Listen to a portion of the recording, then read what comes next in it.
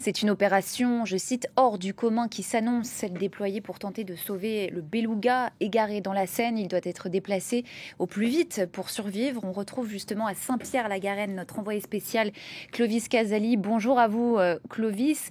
Où en est-on de Bonjour. l'opération? Quelles sont vos informations sur place?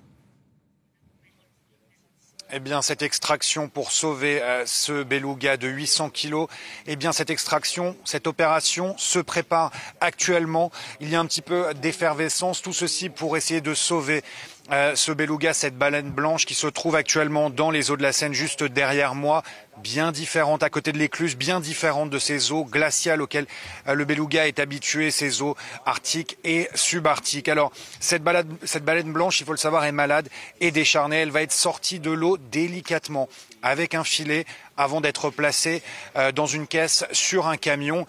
Problème aussi pour les sauveteurs, ils ne peuvent pas endormir l'animal car ce beluga pourrait risquer de ne plus respirer et tout simplement de mourir. Donc opération très périlleuse. Ensuite, quand ce beluga sera sur le camion, direction la Manche, et bien sûr dans un sas d'eau salée, car il faut permettre à l'animal de s'acclimater, sortir de ses eaux douces avant peut-être de reprendre la voie de la Manche. Eh bien, c'est une opération périlleuse, le sauvetage de la dernière chance.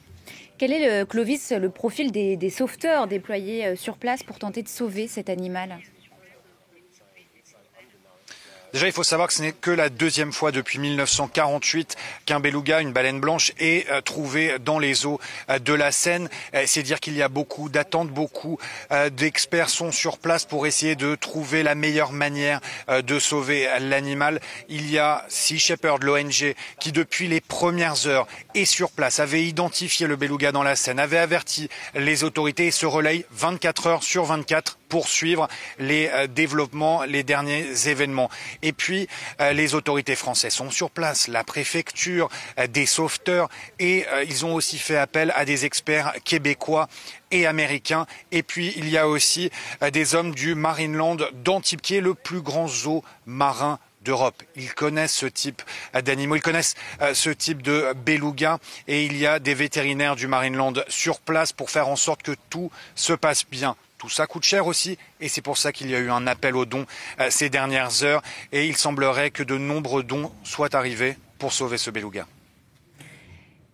Clovis Casali en direct de Saint-Pierre-la-Garenne. Merci beaucoup à vous pour vos précisions. Elle reste